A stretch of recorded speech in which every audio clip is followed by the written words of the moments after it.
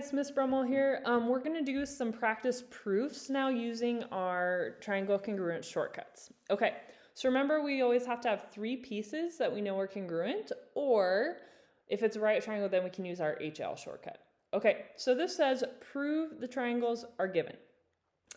Okay, so if we know that these are, or I should say, and this is in the picture, okay? Sorry, I'm trying to prove this. Prove that these triangles are congruent. Okay, I'm given that these have some side lengths. So I'm given that BC equals 4, ED also equals 4, D to B is 3, and C to E is also 3. Okay, so from this given information, we can say, hey, if these are both 3, then they're congruent, okay? If these are both 4, then they are congruent. And we can use actually a couple of reasons here. So I'm going to say that BC is congruent to ED. Notice I'm lining up those matching letters. And BD is congruent to EC. And the reason they're congruent is because they have the same measurements, and that's just the definition of congruent. If they have the same measurements, then they are congruent. So I'm going to say the definition of congruent, and I'm going to say segments here specifically. All right, so what do we have right now? Well, if I were to pull these two triangles apart, I right now have 2 sides are congruent. I need 3. Well, again, anytime I have overlapping sides, this side is congruent to itself. So if I were to pull those triangles apart, it's the same in this triangle as it is in this triangle. So I'm going to say DC is congruent to itself. Now, pay attention to the letter order. If I do this triangle, see how D comes last here, but it comes second here. So I got to switch the order and do DC is congruent to CD. But my reason, that property is called the reflexive property. Anytime we're saying something is congruent to itself, it's the reflexive. So now we have 1 pair of congruent sides, 2 pair of congruent sides, 3. So we just showed 3 sides are congruent. That is the SSS shortcut. So I can say the triangles are congruent by that shortcut. So my last line will always state the triangles are congruent. And my reason will be what shortcut I used. All right. Okay. Number 2. Given B is the midpoint of DC and AB is perpendicular, that's the symbol for perpendicular, to DC. Okay, so perpendicular means that AB and DC form a right angle. So that's why that's marked there. Okay, so this one is also going to be a right angle by the definition of perpendicular. So I'm going to fill in the rest of this proof. So we always start a proof with a given, right? So the given statement they wrote first is B is the midpoint of DC.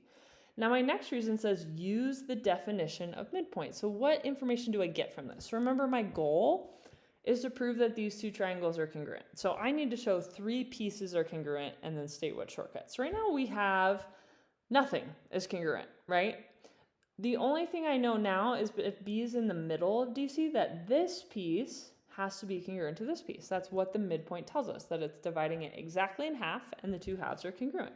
So I'm going to state that DB is congruent to CB. And that is from the definition of midpoint. Okay, so we have 1 congruent piece. We have a side.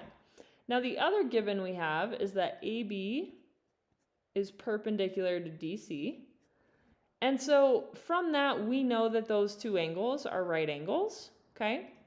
And that's just from the definition of perpendicular. It means they have to intersect at right angles, so that means those both have to be 90 degrees. So I just said, hey, they're both right angles, therefore they're congruent, okay? You again can use the definition of congruent there. I'm going to say definition of congruent angles. Because they're both 90 or because they're both right angles, they must be congruent. Okay, now it says use the reflexive property. So I look for anywhere I have a shared side, which is right here.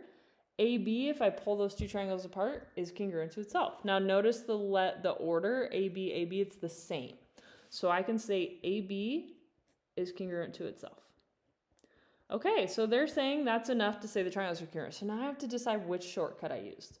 Okay, so here I have side, angle, side. So the angles between the two sides we have marked, so that is the shortcut we used.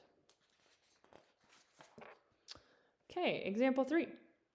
Given segment JL bisects angle KLM and angle K is congruent to angle M, prove these two triangles are congruent. Okay, so let's start with our givens. I'm just going to put both of these right there and write given. Okay, so let's use what we know. Well, so right now I have one thing is congruent. I know K is congruent to M. That's a great start. I need two other pieces to be congruent. So K is congruent to M. So what else do I know is congruent from this statement? Well, JL bisects KLM. So KLM, this big angle, is being bisected. So this angle has to be congruent to this angle, right? If it's bisecting, it's cutting it into two congruent halves. So this top angle is congruent to this bottom angle. So I'm going to add that to my proof. So angle KLJ is congruent to angle MLJ. And my reason I know they're congruent is because that word bisect. So definition of bisect. Okay, so we have two pieces. We have angle, angle. I'm not given any other information, so there I want to look at the picture. Things I always want to look for are things like alternate interior angles, reflexive property, or vertical angles. We have the reflexive property right here. I have a shared side. So, and again, if I notice the order, J and L are in the same places, so I'm going to write it the same direction. JL is congruent to JL by the reflexive property. All right, so we have three pieces, you guys. So I have angle, angle, side, angle, angle, side. And it's angle, angle, side because the side's not between the two angles we have marked. So I can state the triangles are congruent. Triangle JKL is congruent to triangle JML. And my reason is angle, angle, side. I have an extra line here because I could have written my givens in 2 lines. If you did what I did, you won't need this last line. Okay, prove the triangles are congruent. So this time they don't give me any hints, so we're going to start from scratch. All right, so what's given to me? So let's look. So these markings mean that AC and DB are congruent. So I'm going to say AC is congruent to DB. That's given. Okay, I'm also given that these are right angles. So those angles are also congruent. And I have the reflexive property right here. So I have 3 parts. But wait a second. I have side, side, angle. Side, side, angle. This one, you guys, is not one of our shortcuts. Easy way to remember this, spell it backwards. It's not a word we would let you use in class, so it's not a shortcut we're going to let you use to prove triangles are congruent. Your teacher will probably show you why that is the case at some point, but this is actually not a shortcut that works. Neither is angle, angle, angle. Those two do not prove triangles are congruent. Any other combination of A's and S's, 3 of them, works. So side angle does not work, unfortunately. But remember, we have a specific shortcut that works for right triangles only, and that is the hypotenuse leg theorem. So do we have a congruent leg? I do. CB is the leg. Do we have congruent hypotenuses? Yes. DB and AC are the hypotenuses of their right triangles. So I can use the HL theorem here. So I'm going to state, okay, we got our given. I'm also going to state that triangle ABC and triangle DCB are right triangles. Okay, and I'm going to write given as well there because it's marked that they are right triangles. And the reason why this is important is because HL only works for right triangles, so I do need to state that they're right triangles. Okay, now those were the given pieces. So what did I add? Well, the really only thing I picked out is that the leg was congruent here. So I would say CB, this is another instance where I'd have to switch the order, is congruent to BC. And that is the reflexive property.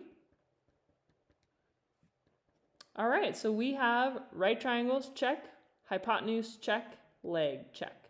So we've shown the 3 parts we need to use HL, so I can say the triangles are congruent. So triangle ABC is congruent to triangle DCB, and my reason is the HL theorem. Okay? All right, you guys are going to have a chance to practice some of these proofs. The big ideas are you got to use 3 things to prove the triangles are current. The only 2 that do not work are SSA and angle, angle, angle. All right, thanks for watching.